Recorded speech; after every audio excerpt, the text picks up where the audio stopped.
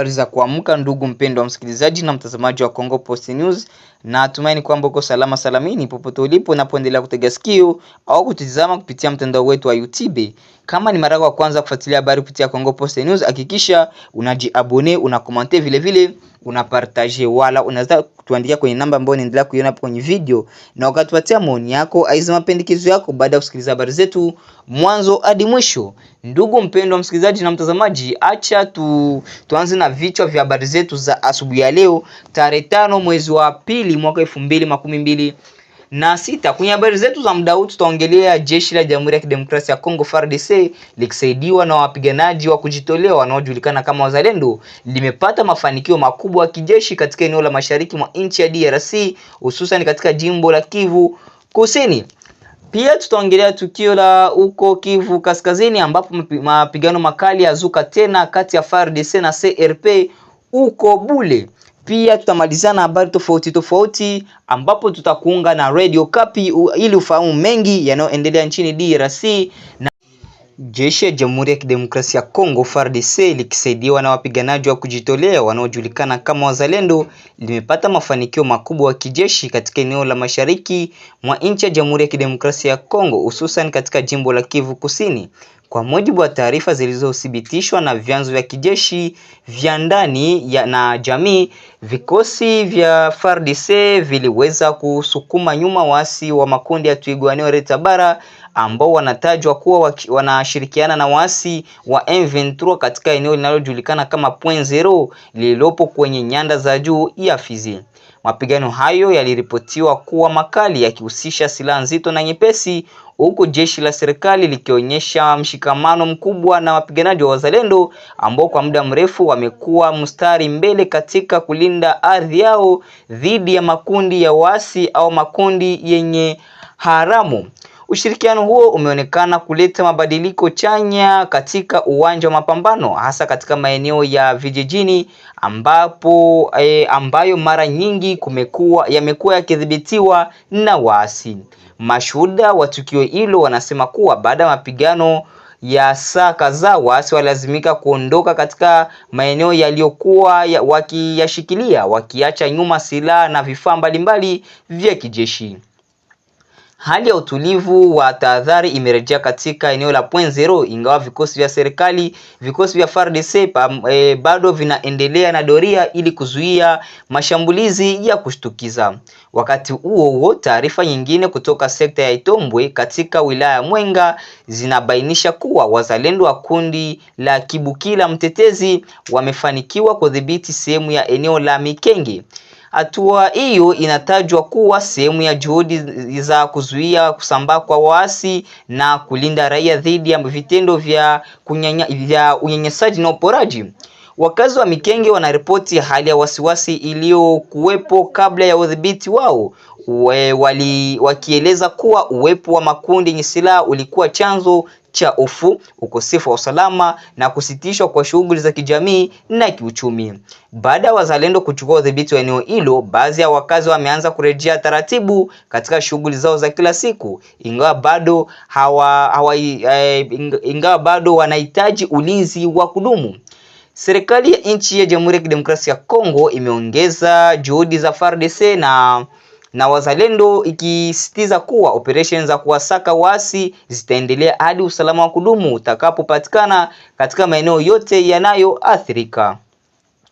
Viongozi wa kijeshi pia wamewataka raia kuendelea kushirikiana na vyombo vya usalama kwa kutoa taarifa zozote zinazosaidia kudumisha amani. Hata hivyo, wachambuzi wa masuala ya usalama wanaonya kuwa licha mafanikio haya, changamoto bado ni kubwa kutokana na wingi wa makundi yenye silaha au makundi ya waasi huko mashariki mwa nchi ya DRC na mazingira magumu ya kijiografia yanayorahisisha waasi kujificha.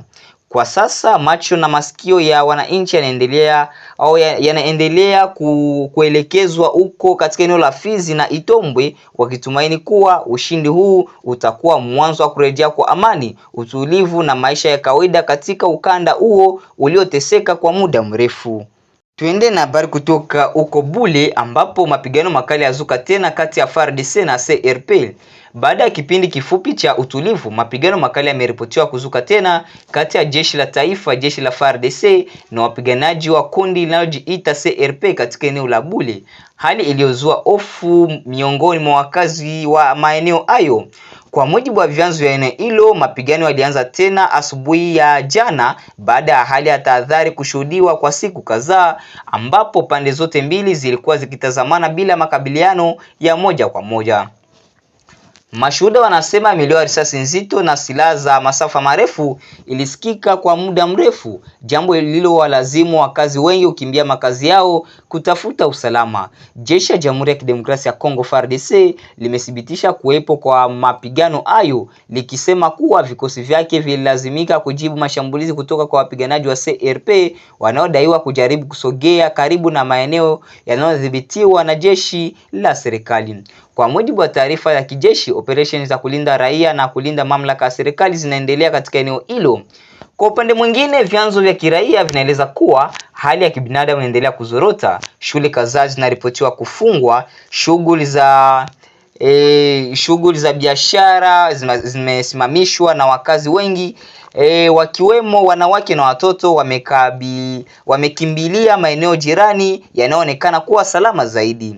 Baadhi ya wakazi wamesema kuwa wanakabiliwa na uhaba wa chakula na huduma za afya kutokana na hali ya sintofahamu. Viongozi wa kijamii wa eneo la Bule wametoa wito pande zote zinazohusika na mapigano kuacha mapigano na kutoa nafasi kwa mazungumzo ya amani. Wamesitiza kuwa raia wasio na hatia wanaendelea kuwa wahanga wakuu wa mapigano yanayoendelea, huku wakihimiza serikali na jumuiya za kikanda kuingilia kati kwa haraka. Hadi kufikia sasa hakuna takwimu rasmi zilizotolewa kuhusu idadi ya waliopoteza maisha au waliojeruhiwa, lakini mashirika ya kiraia yanaonya kuwa idadi hiyo huenda ikaongezeka endapo mapigano yataendelea. Vile wito umetolewa kwa mashirika ya kibinadamu kujiandaa kutoa msaada wa dharura kwa wakazi waliokimbia makazi yao. Wachambuzi wa masuala ya usalama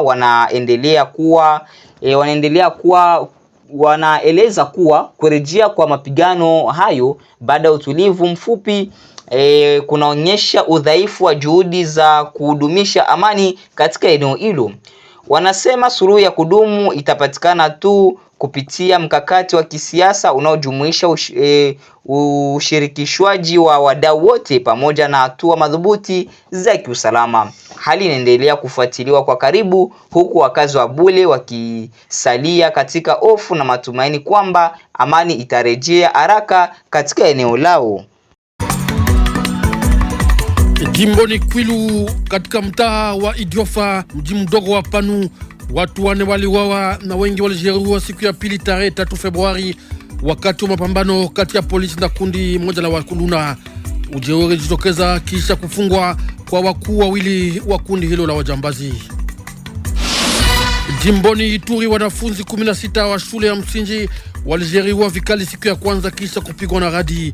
Ajali ilifanyika Pachabi kwenye umbali wa zaidi ya kilomita 100 kusini mwa Bunia katika mtaa wa Irumu. Wafanyakazi wa kiwanda Arab Contractor wanaotumika makazi ya ujenzi wa barabara Kananga Kamwesha wanapatikana tangu siku ya kwanza iliyopita katika mgomo wa kazi.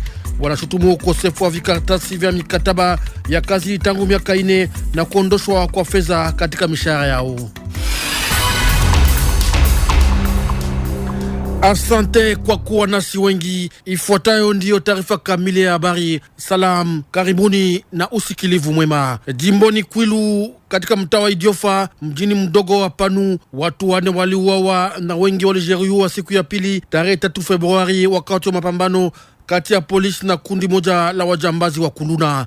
Miongoni mwa waliouawa kuna askari polisi 2 na raia 2. Kwa mjibu wa ushuhuda wa mahali hapo, ujeuri ulijitokeza kisha kufungwa kwa wakuu 2 wa kundi la Wakuluna na kupelekea kulipisha kisasi kwa wajambazi. Hali hiyo ilisababisha pia kukimbia katika pori kwa wakazi wengi wa mji huo mdogo.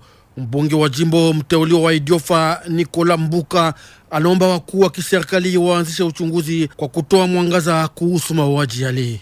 Askari polisi wa taifa walirudi mjini Uvira katika jimbo la Kivu Kusini mwezi moja na nusu kisha kuondoka kwao huko wakati wa shambulio ya uasi wa AFC M23. Waliingia tangu siku ya kwanza hadi hii siku ya tatu, jambo linalofurahisha wakazi wa mji na mtaa wa Uvira.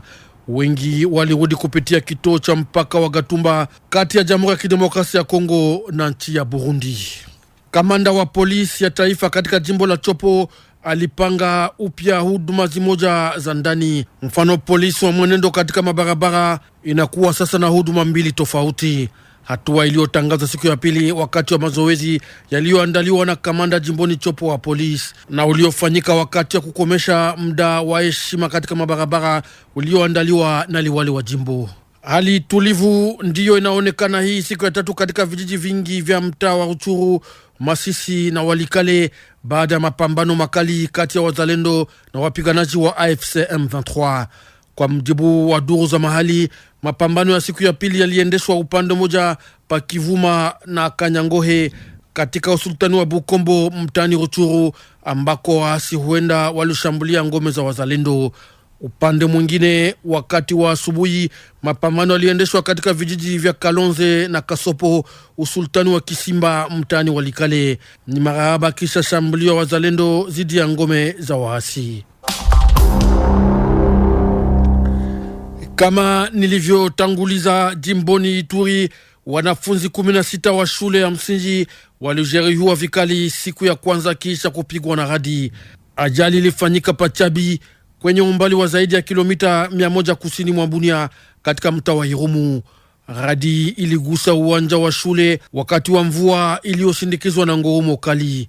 Uongozi jimboni wa ulinzi wa kiraia unakumbusha kwamba zaidi ya wanafunzi 15 walipigwa awali na radi mwaka jana katika eneo hilo hilo. Uongozi huo unaomba mashule yasimike kifaa cha kuzuia radi kwa kulinda wanafunzi. Taarifa ya Isaac Remoyope, usomi wa Jean-Claude Lokidile. Wakati tukio hili lilitokea, mamia wanafunzi wa shule ya msingi ya Chabi walikuwa shuleni huko, wengi wakiwa wamejificha chini ya veranda ya jengo ili kujikinga na mvua iliyokuwa ikisindikizwa na radi.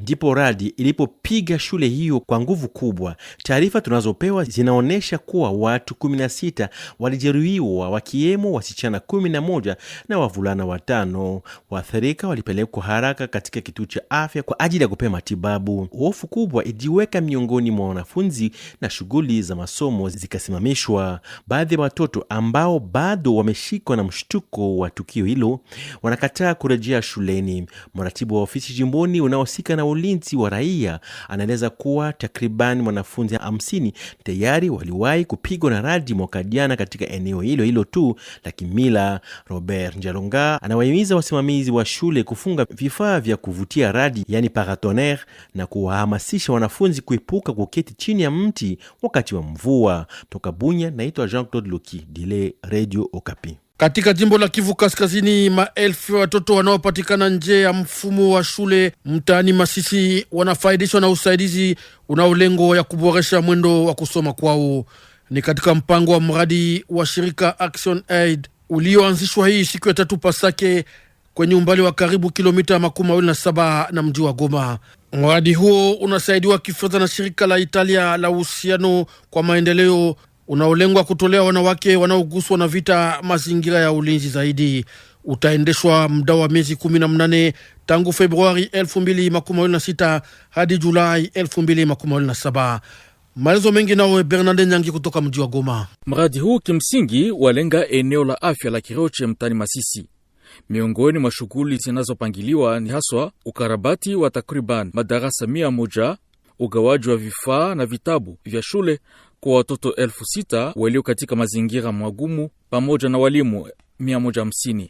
Pia utoa mpango wa elimu ya marekebisho kwa wanafunzi ambao wamekatiza masomo kwa zaidi ya mwaka mmoja. Kazalika usaidizi wa manusura 2500 wa ubakaji kwa kuwaelekeza kwenye huduma za matibabu na usaidizi wa kisaikolojia. Kwa mujibu wa Action Aid, mradi hii ni jibu kwa maafa ya janga la elimu linalotokana na zaidi ya miaka 10 ya migogoro za silaha jimboni Kivu Kaskazini. Katika muda huu wa miezi 18 wa mradi hii, Action Aid inataka kusaidia maelfu ya watoto na wanawake wa mtaani Masisi wapate maeneo salama kwa elimu na kwa kujenga upya muundo wa mabadiliko ya kudumu, anasema Yakubu Mohamed Sani, kiongozi wa misheni ya Action Aid nchini DRC. Na vita vinavyoendeshwa mashariki mwa Jamhuri ya Kidemokrasia ya Kongo vinagusa sana sekta ya elimu. Mjini Bukavu, karibu watoto 5,000 wana hatari ya kuacha masomo sababu ya vinyume vibaya vya vita hiyo iliyoharibu uchumi wa familia nyingi. Uchunguzi ulioendeshwa hivi karibuni na shirika Initiative Emina Mwanda Plus tangu Januari hadi sasa mjini humo unaonesha uharibifu wa mtandao unaogusa pia uchumi uliokufa. Sani Kangolingoli, kiongozi wa shauri ya uongozi wa shirika hilo, anafasiria mbele ya mikrofoni ya Jean Kasami. Watoto zaidi ya 5,000 wako hatarini kuacha shule ifikapo kati ya Februari. Sababu kuu ni ukosefu wa ajira, umaskini wa wazazi, usalama mdogo, gharama kubwa za shule na kucheza kwa mtandao wa Vodacom. Madhara ya kuachwa shule ni kwanza uhalifu na wizi. Watoto wanaoachwa shule kujiunga na uhalifu na wizi. Wasijana wanaoacha shule kujiunga na masuala ya mapenzi na kuzaa mapema. Tunaomba mamlaka husika, mashirika yasiyo ya kiserikali na jumuiya ya kimataifa kuchukua hatua za haraka za kujenga ajira kwa wazazi. Wafanyakazi wa kiwanda Arab Contractors wanaotumika makazi ya ujenzi wa barabara Kananga Kamwesha wanapatikana tangu siku ya kwanza iliyopita katika mgomo wa kazi. Ni kazi zenye kuelekea kipindi cha kwanza cha urefu wa kilomita 75 kati ya Kamwesha jimboni Kasai na Mbulungu katika jimbo la Kasai Central. Wanashutumu ukosefu wa vikaratasi vya mikataba ya kazi tangu miaka 4 na tena fedha zinaondoshwa na wakuu wa kiwanda hicho katika mishahara yao kwa jina la shirika la SNCS bila majibu kwa haki zao za kijamii. Hatimaye Pambujimai katika jimbo la Kasai Oriental, wanawake 20 wagombea katika uchaguzi ujao wanafuata tangu siku ya kwanza iliyopita mafunzo kuhusu kujiaminia, mawasiliano ya kampeni na ushiriki katika uchaguzi. Mradi ule unaosindikizwa na shirika la IFES unaambatana na mpango Shields wa kukaza ushiriki wa wanawake katika maisha ya kisiasa na kazi yao ya wakuu katika jumuiya yao.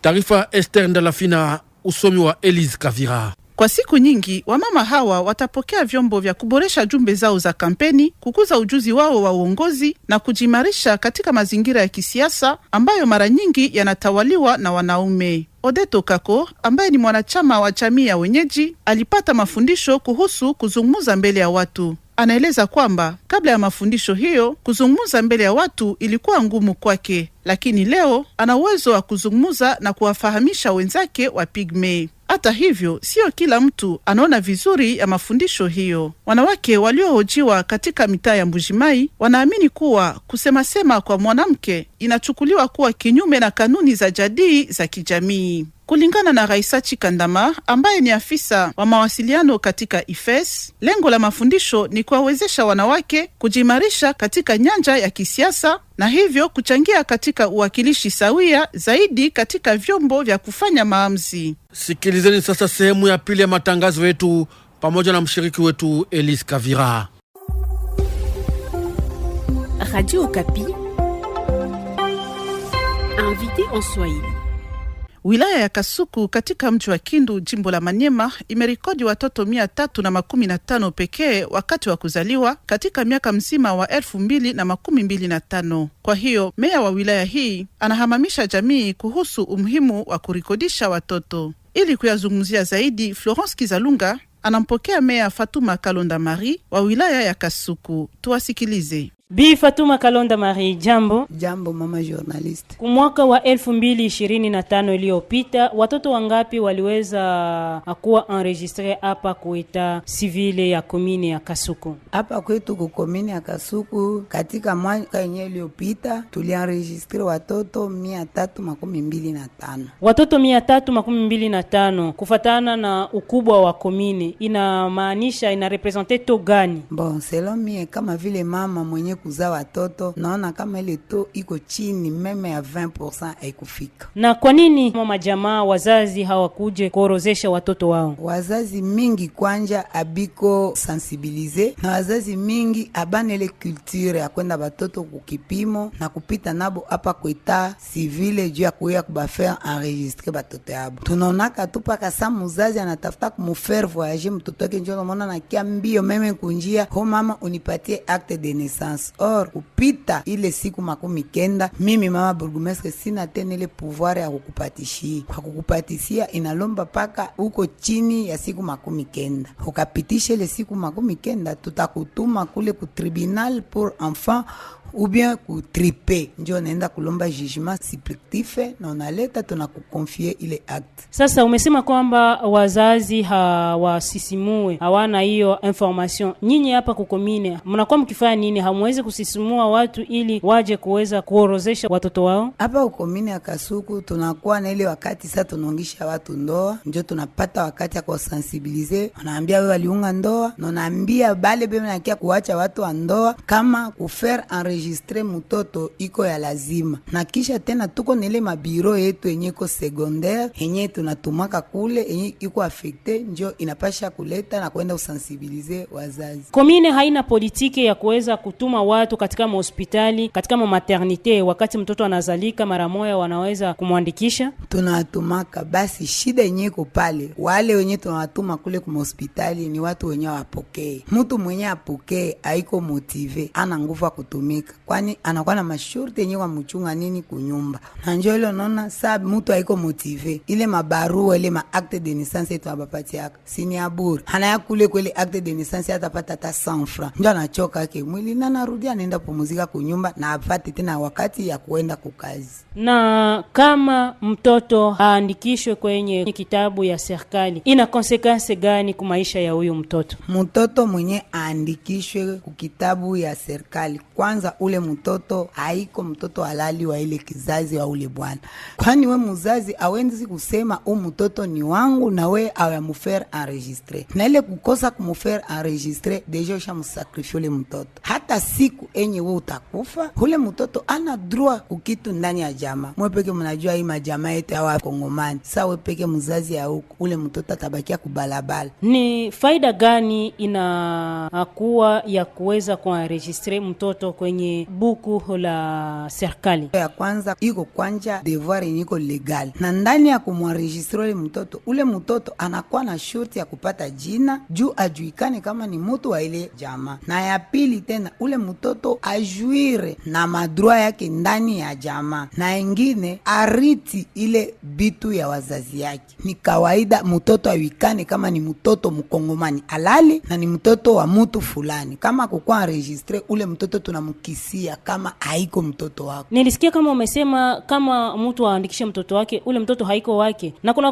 wazazi wengine wiko na watoto 7, 8 na haya andikishaka hata mmoja. Ndio, kama kwa beba watoto 7, 10, awe andikishaka hata mtoto mmoja kukomine, hujue ule mtoto haiko wako. Mtoto kwa wako ni ule mtoto mwenye ko rekoni kuleta. Donc shauri yenyewe na wapatia wazazi, bale bote benye balisha pitisha siku 90, bende wasiogope bakamone juge. Babapati ma jugement supplétif, bakuye kukomine, bapatishie batoto. Juu tunakuwa nonaka mutu sana kwa mpenda kufaire voyager, njo anakuya mbio. Or muko atesa batoto. Attestation de naissance n'est pas égale à l'acte de naissance. Acte de naissance njo document yenye ko valable. Bi Fatuma Kalonda Marie, shukrani. Shukrani kwako mama Florence Kiza.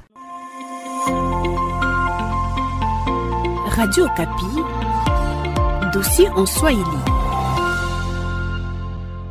Katika mji wa Goma, viongozi wa jamii na washikadau wa eneo wamekuwa wakishiriki tangu siku ya pili katika warsha ya uhamasishaji inayolenga masimulizi ambayo yanakuza umoja na kuimarisha uwiano wa kijamii. Warsha hii ni sehemu ya mradi Ensemble pour l'unité na Kiswahili pamoja kwa amani inayoendeshwa na shirika Umoja in Action kwa msaada wa kiufundi na kifedha kutoka sehemu ya masuala ya kiraia ya MONUSCO. Mradi huo unalenga kuwawezesha wanawake na vijana kupambana na taarifa potofu na matamshi ya chuki. Maelezo yametolewa katika ripoti hii na Rosalie Zawadi. Kuwaleta viongozi wa jamii katika kata la Katoi kuwa mabalozi wa kweli wa kuishi pamoja ndilo lengo la mafunzo haya. Salomo Kambale, msimamizi wa mradi, azani kwamba kuelewa faida za kuishi pamoja ni hatua ya kwanza kuelekea amani ya kudumu. Hii muradi inakuya na jibu kushida mbalimbali ambazo zinaonekana katika komunote yetu. Unaona saa zimoya watu wengine wanajiatake ku wengine Kiswahili za haviko accepte, alors que tuko mtu moya tunaposha comprendre kama kuishi pamoja njo italeta maendeleo na italeta amani katika hizi quartier mbili kwanza zenye tumesible, kwa sababu a partir ya hizi quartier mbili tutenda sasa tunasensibilize Goma mzima. Kulingana na Bernardin Ulimwengu, mmoja wa walimu katika kikao hiki cha siku mbili, ni muhimu kila mtu kuchangia katika juhudi za kuishi pamoja, kwani kukiwa matengano, maafa yake yatupata wote. Sio vizuri kusambaza habari ambayo inaweza kutenganisha watu. Tuko na lazima ya kusambaza habari ambazo zinaweza kufavorize muungano na masikilizano kati yetu, kwani wakati tunaona miaka mingi napita katika vita, hakuna ambaye anaweza sema kwamba analala na amani kwa sababu ya vita hiyo. Ni kusema ukosefu wa amani ya mmoja kati yetu nasi inatuletea kutokuwa na amani. Ndio maana nadhani kila mkaji ana intere ya kuweza kusambaza habari ambazo zinaweza kusaidia watu kuishi pamoja kwa umoja, na kila mtu kazi yake itaprospere. Miongoni mwa viongozi wa ngazi za chini walioshiriki, Bi Jose Ngemba tayari anaona maendeleo yote ambayo kuishi pamoja yaweza leta katika kata yao. Tukitosha ile makalifikasyon yote, tunasema sie bote ni bakongomani, tuvivre pamoja, twende njia moya, iko ya muhimu sana sana kabisa. Batu abayuwe kama ile tribalisme ni mubaya, me kama muko pamoja mtafungula tali kelemba. Mwenye alikuwa povre atakuwa rishi, mwenye akukua na yu afanya kazi, mwengine atamsaidia na ataelewa maisha ni nini. Baada ya awamu ya kata la Katoi, viongozi wa kijamii katika kata la Majengo watafunzwa pia ili kukabiliana na changamoto sawa za ujenzi wa amani. Goma, Rosalie Zawadi, Radio Okapi. Mwisho wa taarifa hii ya habari. Kwa niaba ya wafundi mitambo wetu wote walionisaidia na washiriki wetu wote, nasema asante kwa wote walioungana nasi. Kwa Irini.